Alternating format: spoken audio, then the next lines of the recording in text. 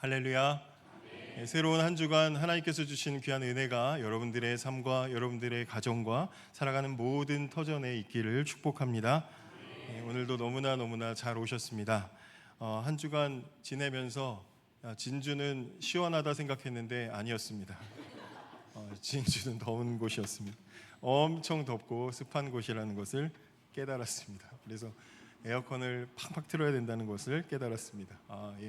진주가 덥네요. 이제 확실히 여름이 시작이고, 이때쯤 되면은 이제 주일학교 또 교회학교를 담당했을 때는 막 그 어떤 분주한 마음과 막 설레는 마음이 막 공존했었습니다. 여름 사역이 있기 때문에 막 아이들하고 막 또 지지개 볶고 뒹굴고 막 할 생각을 하니까 그 기대감들이 있었습니다. 지금 아마 11시 주일학교 교회학교는 아마 그런 가슴이 뜨거워지는 교사들이 막 아이들과 또 그렇게 하고 있을 줄 믿습니다. 여름 사역을 위해서 꼭 기도해 주시기를 부탁을 드리겠습니다. 우리 지난 시간에 이어서 빌립보서 말씀을 계속 보겠습니다. 지난 시간에는 빌립보서의 서론을 좀 살펴보았습니다. 바울이 감옥에서 빌립보 교회에 보낸 편지가 빌립보서입니다. 근데 다른 서신처럼 특정한 어떤 교회의 문제가 있거나 논쟁거리가 있어서 거기에 대한 해답을 위해서 편지를 작성한 것이 아니라 기본적으로 교회에 대한 감사와 또 기쁨, 그 소식을 전하기 위해서 작성된 편지라는 것을 이제 말씀을 드렸었습니다. 어떻게 보면 앞으로 어떤 일이 어떻게 벌어질지 모르고 자신의 앞날이 어떻게 될지 모르는 그런 그 감옥 속에서 나의 신변이 이렇다, 내가 이제 어떻게 될지 모르니까 나를 위해서 기도해주고, 나 이런 거 필요하니까 이런 거 갖다 줘라, 이런 내용으로 편지를 쓴 것이 아니라 사도가 교회를 향해서 먼저 기쁨과 감사로 그 편지를 써 나갔다라는 것이 얼마나 은혜가 되는지 모릅니다. 그래서 제가 지난주에 여러분들에게 신자는 세상 사람들과 보법이 다르다라고 말씀을 드렸었는데 혹시 기억하십니까? 기억하셨으면 혹시 한 주간 보법이 다른 삶을 사셨나요? 성가대 봐달라고 했으니까 사셨나요? 보법이 다른 삶을 사셨는지 궁금합니다. 세상과 다른 방식으로, 야, 저 사람은 예수 믿는 사람인가 보다, 예수 믿는 사람인가 보다. 옛날에는 제가 어릴 때, 어른들 때만 해도 동네에서 그 교회 뭐 장로님이라더라, 그 교회 무슨 안수 집사님이라더라, 교회 다닌다더라 하면 그 동네에서 이렇게 그래도 존중해주는 그런 분위기가 있었던 것을 저는 기억을 합니다. 보법이 다른 삶을 여러분들 살고 계시는지. 바울이 자신을 예수 그리스도의 종이라고 불렀습니다. 여기 이 종이라고 하는 둘로스라는 단어는 자기의 의사 결정권이 없이 완전히 주인에게 복종하는 노예라는 개념이라고 소개를 드렸습니다. 바울이 원래 어떤 사람인데요? 교회를 핍박하고 박해하고 예수 믿는 사람들을 붙잡아 가두는 그런 사람, 스데반이 순교하는 데 있어서 앞장섰던 그런 인물이었습니다. 그런데 그렇게 교회의 원수였던 사람이 다메섹에 있는 교회를 잔멸하러 가는 도중에, 살기 등등하게 가는 도중에 예수님을 만나게 됩니다. 그 자리에서 부활하신 예수님을 만났고, 자기가 그렇게 열심히 섬겼던 하나님이 바로 예수님이라는 사실을 깨닫게 되는 것입니다. 그리고 나니까 그동안 자기가 그렇게 핍박했던 그것이 바로 하나님이었다라는 사실에 두려운 마음이 느꼈을 텐데, 그런데 하나님께서는 그 자리에서 원수였던 바울에게 심판 대신에 사명을 주시고 저주가 아니라 형제라고 불러주시면서 그를 받아주시는 것을 보게 됩니다. 큰 은혜와 사랑으로 바울을 품어주셨죠. 그 사실을 깨달은 즉시 바울이 세례를 받습니다. 세례라는 것은 세례를 받는 사람, 머리를 숙이고 세례를 받는 사람의 입장에서는 제가 그런 죄인입니다 라는 것을 인정하는 것이고, 세례를 주는 입장에서는 당신이 그런 사람이라도 예수의 사랑으로 받아들입니다 하고 받아들이는 예식이 세례입니다. 그래서 그 후에 그리스도의 사랑으로 받아들여진 이 바울은 그 뒤로 강제로, 억지로가 아니라 스스로 그리스도의 노예로 살기로 그렇게 작정을 한 것입니다. 자신에게 베풀어 주신 구주의 사랑에 감사의 반응으로 그렇게 그리스도의 종으로 살아간 것입니다. 사랑하는 여러분, 저와 여러분, 예수 믿는 저와 여러분은 모두가 다 우리가 감당할 수 없는 큰 은혜와 사랑을 받은 사람들인 줄을 믿으시기 바랍니다. 우리도 바울처럼 그 사랑, 자격 없는 우리에게 베풀어 주시는 그 사랑을 우리는 받았습니다. 그렇다면 우리는 어떻게 살아야 되겠습니까? 바울처럼 그 은혜에 감사하는 마음으로 그리스도의 종으로서 스스로 자처하면서 살아가야 마땅한 것입니다. 구주의 사랑에 감사하면서 모든 삶을 기꺼이 주를 위해 드리는 그런 삶을 살아내야 되는 것이 저와 여러분의 삶인 줄을 믿으시기 바랍니다. 자, 이어서 이제 오늘 말씀을 보겠습니다. 여러분들의 정체성이 무엇입니까? 여러분들의 정체성 물어보면 여러 가지로 대답을 하시겠지만 기본적으로 우리는 대한민국 국민이라는 정체성을 가지고 있죠. 근데 그것보다 더 중요한 정체성이 있습니다. 우리의 가진 정체성 중에 가장 중요한 정체성은 그리스도인이라는 것입니다. 저와 여러분은 그리스도인입니다. 우리 스스로도 그리스도인이라고 부릅니다. 그런데 그 그리스도인이 무엇인가 하는 것입니다. 그리스도인이 무엇인가? 오늘 본문 안에서 바울은 이걸 다 설명할 것은 아니지만 바울은 그리스도인의 정체성을 세 가지로 표현을 하는데, 첫째는 하나님의 은혜에 참여한 자라고 소개하고 있습니다. 7절에 보시면 너희가 다 나와 함께 은혜에 참여한 자가 됨이라 이렇게 말합니다. 자, 은혜에 참여했다, 이 말은 무엇입니까? 은혜에 참여했다는 말은 받을 자격이 없는데 받게 되었다라는 것입니다. 받을 자격이 없는데 받게 되었다. 무엇을 받았습니까? 하나님의 특별한 관심과 사랑을 받았습니다. 하나님의 특별한 관심과 사랑을. 그러면 그 하나님이 어떤 분이십니까? 온 우주의 왕이신 분이십니다. 그러니까 은혜에 참여했다는 것은 온 우주의 왕이신 하나님께서 받을 수 없는, 자격이 안 돼 있는 우리들에게 은혜로 특별한 관심과 사랑을 베풀어 주신 것입니다. 그게 바로 저와 여러분 그리스도인인 줄을 믿으시기 바랍니다. 또 본문 안에서 바울은 그리스도인을 성도라고 표현하고 있습니다. 성도는 구별된 사람들을 이야기합니다. 구별된 사람들. 그런데 그 구별되는 것이 어떻게 구별되었는가를 따지고 보아야 합니다. 앞에 성자가 붙었다고 해서 거룩하다고 해서 나의 능력이 뭐가 있어가지고 나에게 그 거룩할 만한 뭔가 능력이 있었기 때문에 저 사람은 거룩하구나, 구별된 것이 아니라는 것이죠.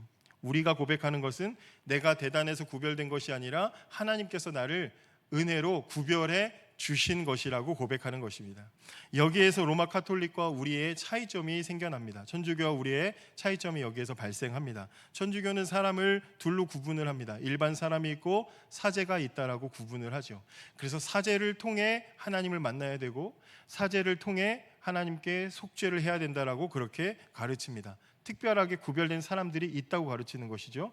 나중에 기회가 되면 이런 부분들을 가지고 또 나눌 수 있는 기회가 될 수 있을지 모르겠지만, 그러나 우리가 말할 때 우리가 성도라는 것은 내가 특별한 능력이 있어서가 아니라 하나님의 은혜로 나를 구별해 놓으신다라는 것입니다. 하나님의 목적이 있으셔서 그 목적을 위해 저와 여러분을 구별하신 것입니다. 그래서 저와 여러분들은 교회 안에서 다른 어떠한 직분보다 먼저 성도라는 것을 우리는 기억해야 합니다. 교회 안에 오늘 본문의 1절에서도 감독과 집사, 교회 안에 직분이 소개가 되는데 감독도 있고 집사도 있고, 이건 어떤 높낮이가 아니라 우리는 다 기본적으로 하나님 앞에 거룩하게 구별받은 성도라고 이야기하는 것입니다. 그래서 모든 성도와, 이 성도라는 말이 먼저 나오죠. 그 뒤에 감독과 집사들 이렇게 되어 있습니다. 감독이든지 집사든지 어떤 직분을 가지고 있었든지 우리는 다 성도로서 똑같다라는 것을 이야기하는 것이죠.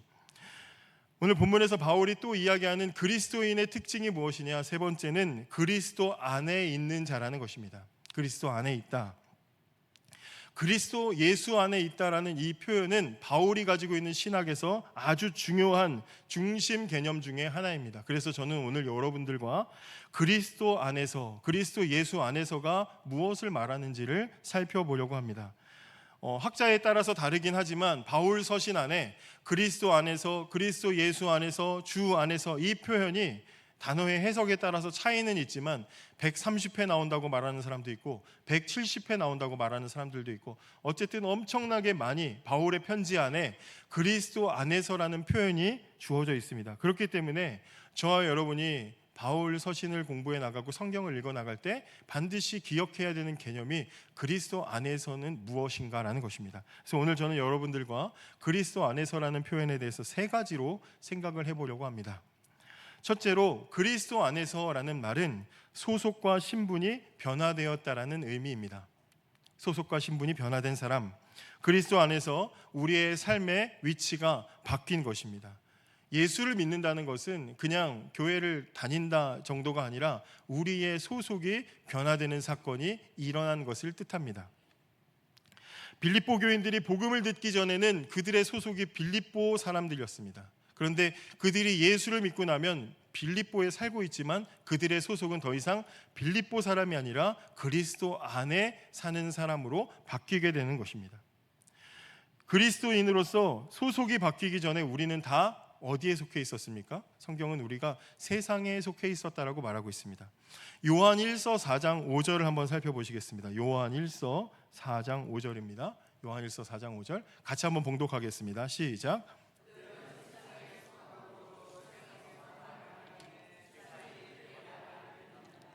예수 믿기 전에 우리는 다 세상에 속해 있었습니다. 세상에 속해 있었다는 말은 우리의 말과 행동과 우리의 모든 생각이 다 세상을 따라서 살아갔다라는 것입니다. 세상을 따라서 살았기 때문에 세상과 소통도 잘 되고 우리는 세상의 중심에 있고 우리의 중심에는 세상이 있는 너무나 잘 통하는 그런 관계가 됩니다. 그런데 그런 우리가 어떻게 됩니까? 예수를 믿어요. 예수를 믿으면 그리스도 안으로 들어갑니다. 세상에서부터 떠나서 그리스도 안으로 우리의 소속이 바뀌게 됩니다. 그러면 그때부터 우리에게 그리스도 안에 살아가는 우리들에게 나타나는 가장 중요한 특징이 무엇이냐면 세상의 미움을 받는 것입니다. 더 이상 세상의 방식대로 살아가지 않고 세상의 방식대로 생각하지 않고 세상의 방식대로 행동하지 않기 때문에 쟤네는 왜 저래 하면서 세상 사람들이 우리를 불편하게 생각하기 시작한다는 것입니다. 제 말이 아니고 성경이 그렇게 말합니다. 제가 방송 시간에 알려드리지 않았는데 마가복음 13장 13절을 한번 보시겠습니까? 마가복음 13장 13절입니다. 마가복음 13장 13절 금방 찾아주셔서 감사합니다. 같이 한번 봉독해 보겠습니다. 시작. 또 너희가 내 이름으로 말미암아 모든 사람에게 미움을 받을 것이나 끝까지 견디는 자는 구원을 받으리라. 아멘. 여러분, 우리가 예수 안에 산다, 그리스도인이다, 그리스도 안에 산다라고 말할 때는 무엇을 각오해야 됩니까? 세상의 미움을 각오해야 되는 것이죠.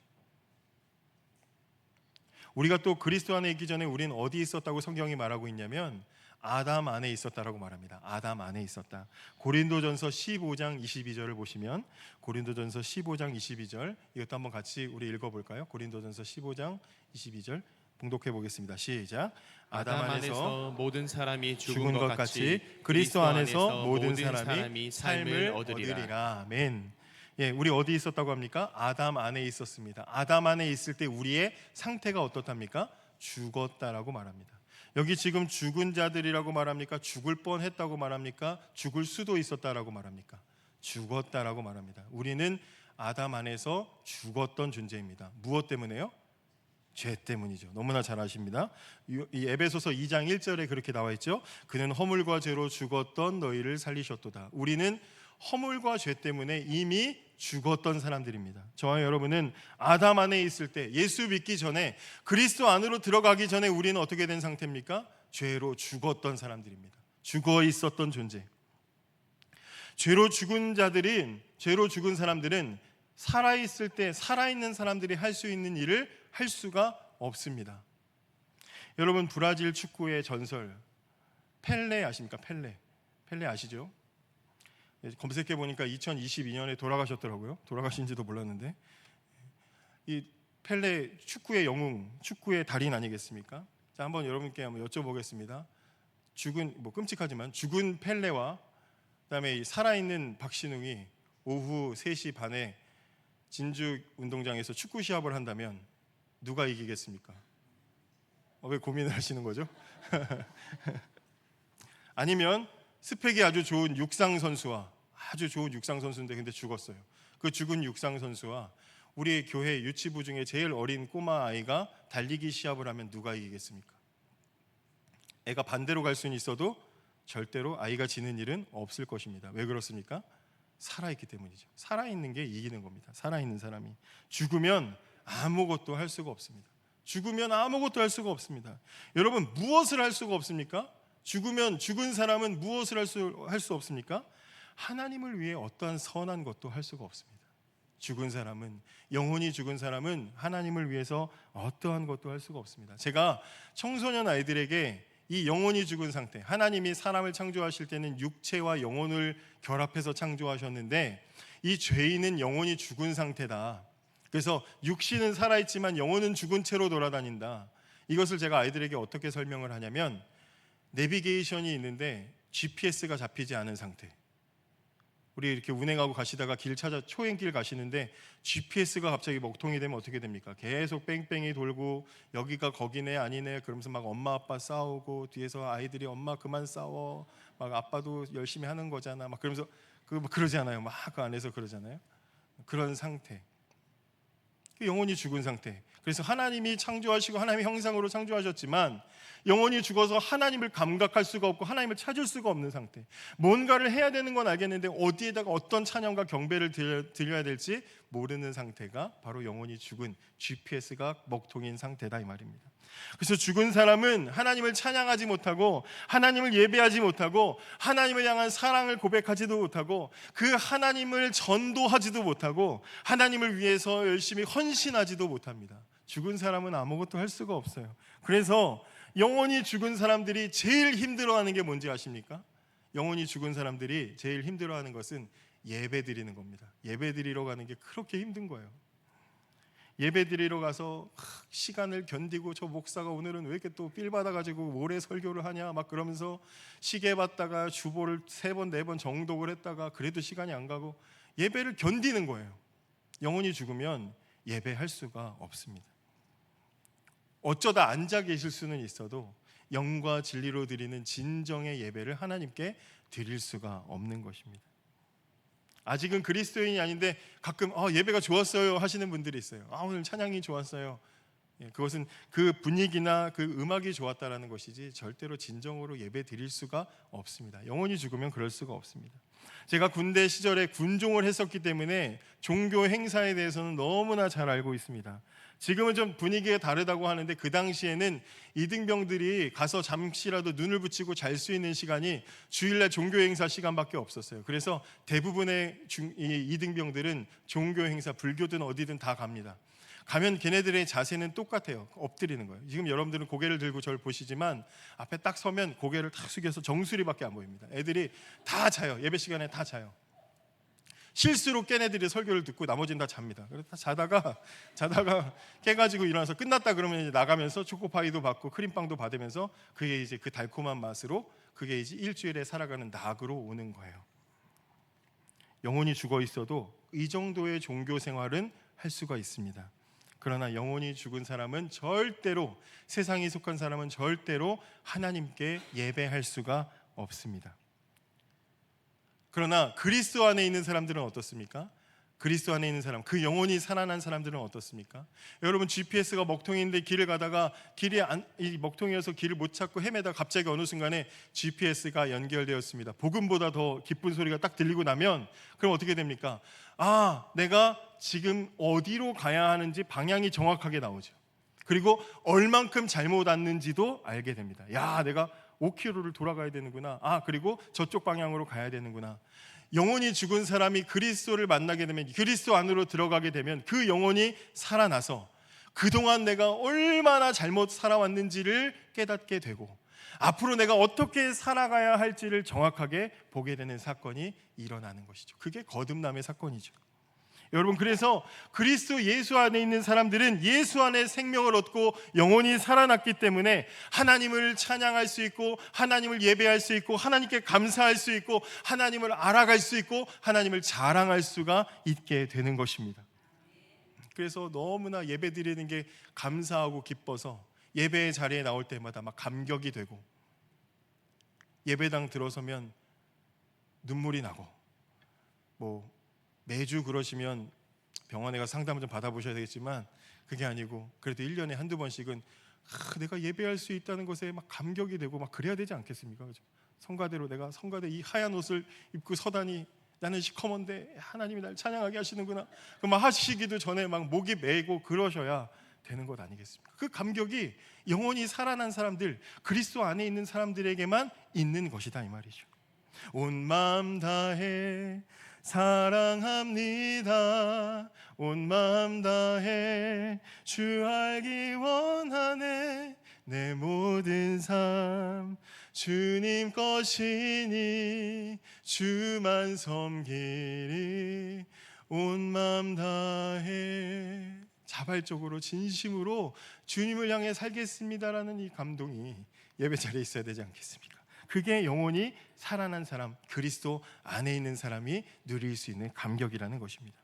아담 아래에 있을 때는 마귀의 권세, 세상의 권세, 사망의 권세 아래 눌려 있었지만 그리스도 안에서 새로운 삶을 얻고 새 생명을 얻었기 때문에 이제는 어떠한 것도 두려워하지 않고, 어떠한 사망이나 어떠한 마귀나 어떠한 것도 두려워하지 않고 담대하게 용기를 가지고 예배의 자리로 나아갈 수 있는 것, 그것이 바로 그리스도 안에 있는 저와 여러분들의 특권인 줄 믿으시기 바랍니다. 우리는 소속이 달라진 사람들입니다.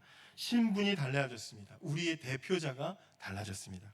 이것이 바로 그리스도 예수 안에 있다라는 말입니다. 두 번째로 그리스도 안에 있다라는 말은 그리스도와 연합했다라는 말입니다. 그리스도와 연합한 자가 되었다. 예수 밖에 있던 우리들이 예수님을 믿었을 때 신비한 사건이 일어났는데 그게 바로 예수님과 우리가 연합되는 일입니다. 성경이 예수님과 우리가 연합되는 것을 많은 여러 가지로 비유를 하는데 그 중에 하나가 뭐냐면 우리를 몸으로 비유합니다. 몸, 그리스도의 몸. 고린도전서 12장 27절에 보시면 너희는 그리스도의 몸이요 지체의 각 부분이라 이렇게 설명합니다.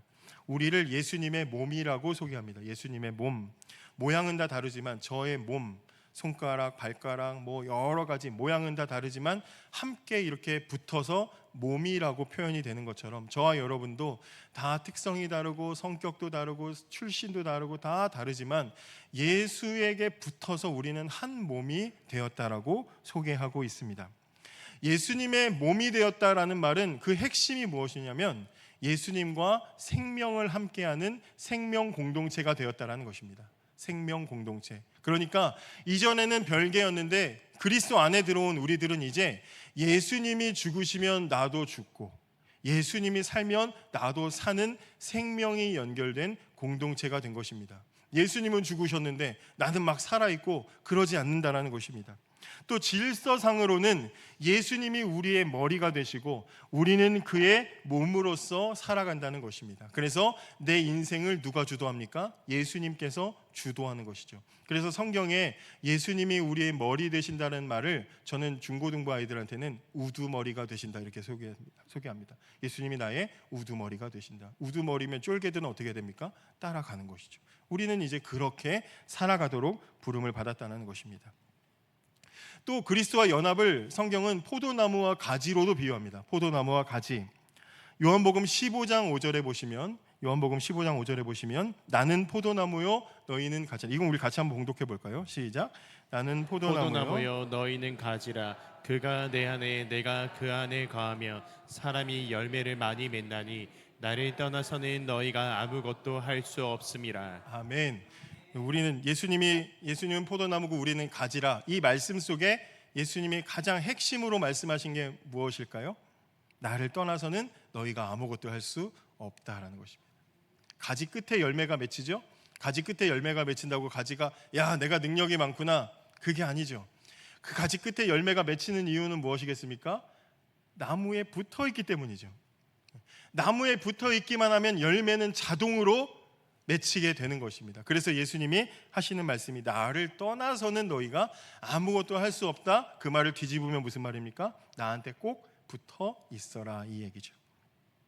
우리가 주님을 위해서 무엇을 할 수 있다? 저와 여러분이 어떤 재능을 가지고 섬기고 봉사하고 내가 주를 위해서 무엇을 할 수 있다? 그것은 나에게 능력이 있어서가 아니라 그리스도께 꼭 붙어 있기 때문인 것을 믿으시기를 바랍니다.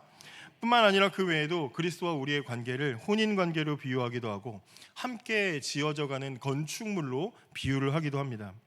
어쨌든 우리가 그리스도를 머리로 하는 몸의 각 지체로 또 좋은 것을 공급받아서 열매를 맺는 나무와 가지로 한 몸을 이루는 혼인 관계로 함께 지어져가는 건물로 하는 이 모든 비유들이 그리스도와 우리의 연합 관계를 의미하고 비유하는 것입니다. 자, 이렇게 우리가 예수님과 연합하게 되면 우리 안에 큰 변화가 하나 일어나는데, 그것이 뭐냐면 더 이상 세상의 방식대로 살아갈 수가 없게 되는 것입니다. 혼자 살 때는 내 마음대로 세상대로 살아갔는데, 예수와 함께하게 되면 이제는 세상의 방식대로 살아갈 수가 없습니다. 사람은 다 자기중심적이죠. 자기중심적입니다. 사람들은 다 착하게, 개 중에 조금 덜 그런 사람이 있을 수는 있어도 결국에 사람은 다 자기중심적으로 살아갈 수밖에 없어요. 누구도 그랬냐면 아담도 그랬습니다. 하나님이 아담에게 그 안에 아리따운 하와를 주셨을 때 하와를 보고 이 아담이 뭐라고 고백했습니까? 내 뼈 중에 뼈요, 뼈 살살, 그죠? 뼈 중에 뼈요, 살 중에 살이라, 그렇게 고백하지 않았습니까? 최고의 그런 사랑의 고백을 했죠. 자, 그런데 나중에 둘이 선악과 먹고 하나님이 야, 너 누가 그랬어? 그러면서 하나님이 찾으실 때 아담이 뭐라 그랬습니까? 아, 하나님, 제 뼈 살살, 우리 뼈 중에 뼈, 살 중에 살, 제 아내는 아무 잘못이 없습니다. 저를 혼내십시오. 제 아내는 아무 죄가 없습니다. 이렇게 해야 멋있는 남편인데, 창세기 3장 12절에 야, 남편은 다 똑같아요. 뭐라고 말합니까? 하나님이 주셔서 나와 함께 하신 저 여자가 야, 얼마나 객관화시키잖아요. 내 거라 그랬는데 하나님이 주셔서 함께한 저 여자, 완전히 그냥 선을 그어버립니다. 아무리 죽고 못 사는 사이라고 할지라도 나중에 나 살자고 다 버릴 수 있는 것, 이게 세상 사람들이 가지고 있는 본질이죠. 그래서 이 세상의 삶이 어떻습니까? 예수 없이 사는 삶은 외로울 수밖에 없습니다. 외로울 수밖에 없어요. 왜? 다 자기 살자고 살기 때문에 외로울 수밖에 없어요. 그 공허함들이 있죠. 자, 그런데 신자는 어떻습니까? 신자는 그렇게 살지 않습니다. 예수 믿는 사람들은 그렇게 살 수가 없는 사람들입니다. 예수와 함께 연합해 본 사람이기 때문에 그 마음속에 연합의 기쁨과 감격이 있어요. 홀로 외로이 살던 삶에서 예수를 믿었을 때 그 예수님이 나를 감싸주시고 안아주셔서 바울에게 형제여 이렇게 다가간 것처럼 안아주시고 감싸주시는 연합의 기쁨과 감격이 그 안에 있어요. 그렇기 때문에 그 기쁨과 감격 때문에 그 마음속에 항상 무엇이 있냐면 공동체가 있어요. 공동체가, 다른 지체들 공동체, 지금 우리로 치면 교회가 그 마음에 있는 거예요.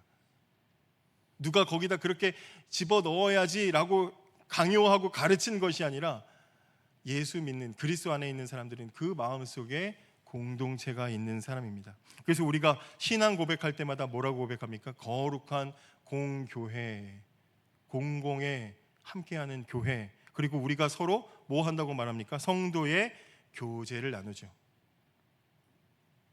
우리는 예수 안에서 혼자가 아닙니다.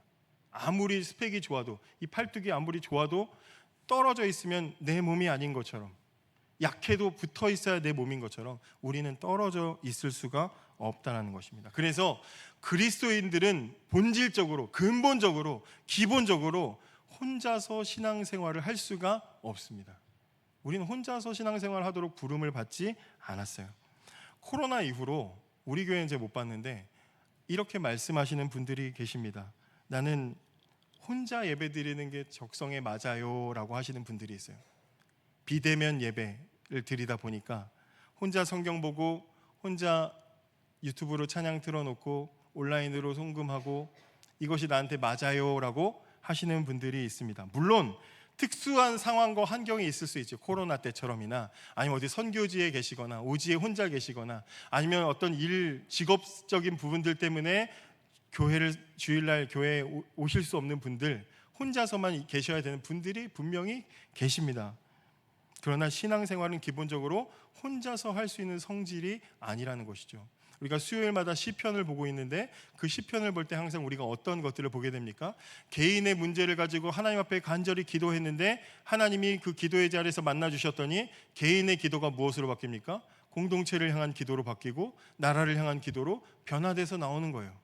신자들의 마음에는 항상 그래서 공동체가 있을 수밖에 없다는 것입니다. 하나님의 은혜는 하나님의 은혜를 받으면 그 받은 사람이 야, 하나님 은혜를 받았다, 너무 좋다, 달콤하다, 그리고 그냥 혼자 간직하는 것으로 끝나는 게 아니라 흘러 넘치게 만들어서 우리 주변으로 계속해서 그 은혜를 전하지 않을 수 없도록 우리를 만들어 가는 것입니다.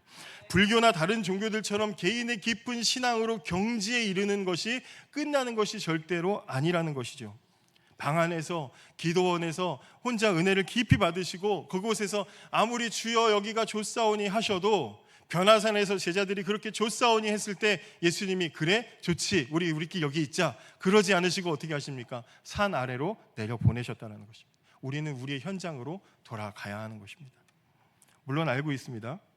저도 구역을 맡아봐서 잘 알고 있는데 내 인생 하나도 힘들어 죽겠는데 저 구역원 말도 안 듣고 가서 또 들어줘야 되고 모셔야 되고 같이 또 뭐 하면 또 했던 말씀 또 하시고 막 어떤 때는 잔소리 하시고 그럼 또 들어야 되고 나 하나 살아가는 것도 힘든데 남의 삶을 또 짊어져야 되는 것 같아서 부담스럽고 힘들고 때로는 말할 때마다 상처 주는 분 때문에 힘들고 속상하고 그래서 함께하기 싫다고 생각하시는 분들도 계실 수 있습니다. 그러나 하나님께서는 혼자 있는 곳에서 베풀어 주시는 은혜보다 섬기기 힘든 곳에서 부대껴가면서 계속해서 그곳에서 사람과 함께 부대끼고 또 기도하고 눈물 흘리면서 성장해가면서 주시는 은혜가 훨씬 더 큰 줄을 믿으시기 바랍니다. 그거 싫다고 떠나고 하나님은 절대로 그렇게 혼자 믿음 생활하도록 부르시지 않고 여러분들도 혹시 경험이 있으신지 모르겠지만 이 공동체에서 이게 싫어가지고 이 사람 A 때문에 내가 싫어 죽겠어 하고 다른 데로 가시면 거기에 누가 딱 있습니까? 그 A가 또 와 있어요. 그죠? 다른 모습으로 또 와 있어요. 거기서 피해서 딴 데 가시면 또 A가 또 와 있어요. 신기하게 하나님은 같은 것으로 나를 계속해서 패시는 것을 여러분 잊지 마시길 바랍니다. 그래서 누구 때문에 힘들다, 나 그 사람 때문에 못하겠다, 연말 되면 또 혹시 여러분들도 그런 말씀 하시나요? 구역장 못하겠다, 이래서 못하겠다, 저래서 못하겠다, 바꿔달라, 혹시 그러신지 모르겠지만 그런 말씀 하시기 전에 이 말씀을 꼭 찾아보시기 바랍니다. 로마서 8장입니다. 로마서 8장 26절. 로마서 8장 26절 한번 같이 봉독해 보겠습니다. 시작. 이와 같이 성령도 우리의 연약함을 도우시나니 우리는 마땅히 기도할 바를 알지 못하나 오직 성령이 말할 수 없는 탄식으로 우리를 위하여 친히 간구하시느니라.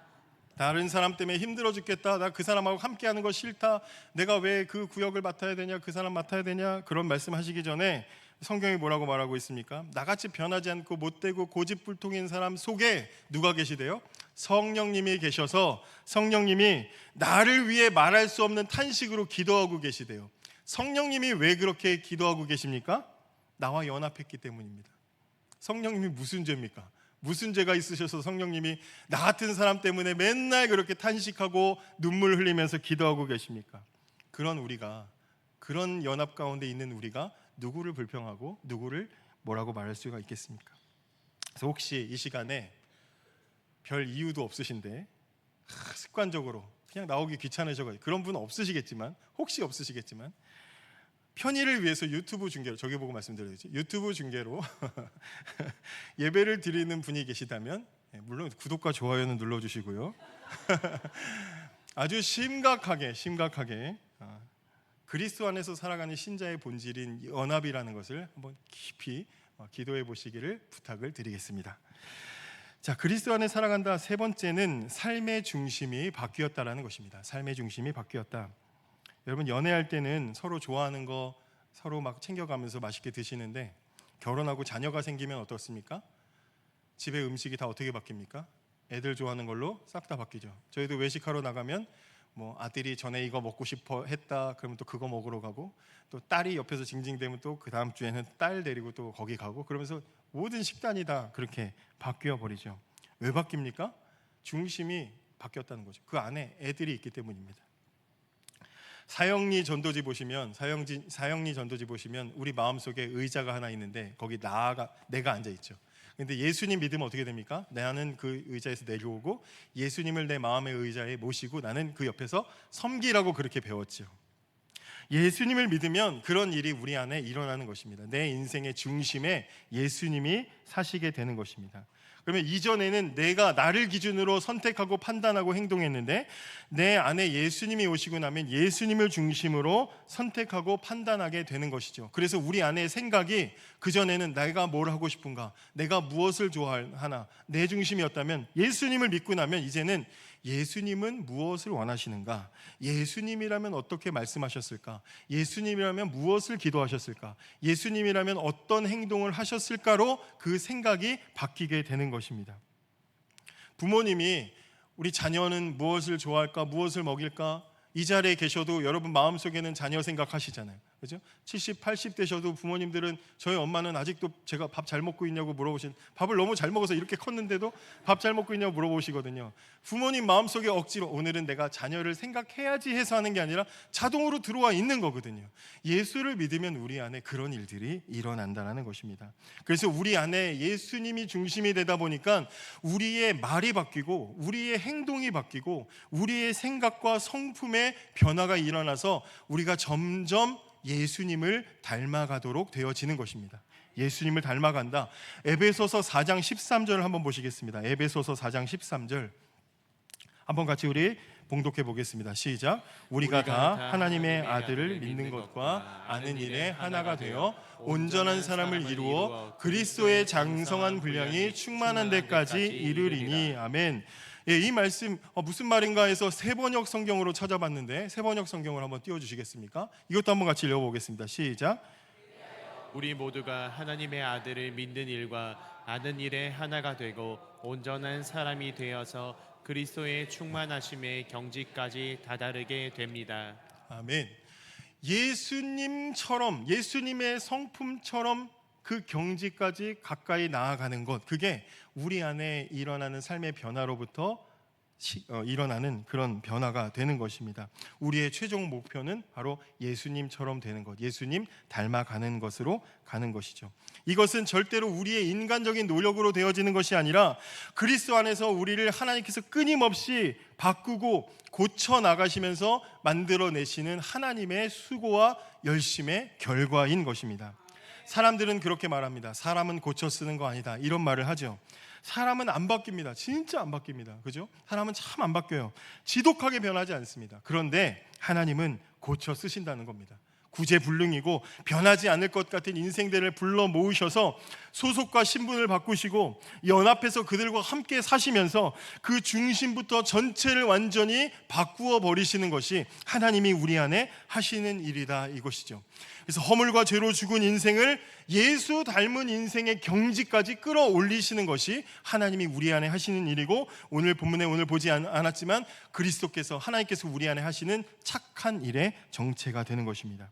사랑하는 여러분, 우리가 그리스도인이라는 것은 예수 안에 사는 것이고 예수 닮은 삶을 살아가는 것입니다. 우리가 이렇게 예수님을 닮아갈 때 우리를 통해서 나타나는 열매가 무엇인지 아십니까? 우리를 통해 나타나는 열매는 바로 은혜와 평강이 넘치는 것입니다. 2절에 그렇게 말하고 있죠. 하나님 우리 아버지와 주 예수 그리스도로부터 은혜와 평강이 너희에게 있을지어다. 은혜와 평강은 주 예수 그리스도로부터 주어집니다. 어떻게 됩니까? 은혜는 하나님께서 우리에게 일방적으로 주시는 것이죠. 우리가 그리스도 안에 있을 때 우리 안에 하나님이 은혜를 부어주십니다. 그러면 우리 마음속에 하나님의 은혜를 경험하면 우리 마음에 생겨나는 것이 있는데, 그게 뭐냐면 평강이 생겨나요. 평화가 생겨나게 됩니다. 우리 화평교회잖아요. 이 화평, 에이레네가 우리 마음 가운데 생기게 됩니다. 하나님이 우리의 마음을 평화롭게 바꾸셔요. 우리 주변 상황은 하나도 안 달라졌는데 우리의 삶에 평화가 자리 잡게 됩니다. 그러면 그때부터는 그 평화의 마음을 가지고 우리의 삶의 현장으로 나아가서 우리 주변을 평화로 바꾸어 나가기 시작하게 되는 것입니다.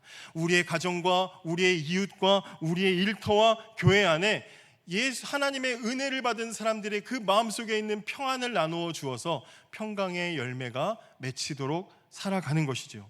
내게 강 같은 평화, 내게 강 같은 평화, 내게 강 같은 평화. 그 다음 뭡니까? 넘친다는 거예요. 넘친다는 거예요. 내 안에 평화가 내 안에서 끝나는 게 아니라 넘쳐나기 때문에 우리가 이렇게 함께 교제하고 함께 그 평화를 나눠주는 거죠. 그럼 그 평화를 나누면 우리 안에 내게 샘솟는 기쁨, 내게 바다 같은 사랑이 철철철 흘러 넘쳐서 내 삶을 중심으로 나의 가정과 이웃과 일터와 교회와 이 지역과 나라까지 평화와 기쁨과 사랑으로 채워지게 되는 것입니다. 그래서 하나님은 저와 여러분을 그리스도 안으로 부르신 것입니다. 여러분, 저도 그리스도 안에 살고 여러분들도 그리스도 안에 살아갈 때 이러한 일들이 일어나게 된다는 것을 믿으시기를 바랍니다. 주 안에 살아가는 것은 너무나도 복된 특권이라는 것을 잊지 마시기 바랍니다. 그러므로 우리를 그리스도 예수 안으로 부르신 하나님께 감사하면서 은혜와 평강의 열매를 맺으며 살아가는 저와 여러분이 되시기를 주님의 이름으로 축복합니다. 기도하겠습니다.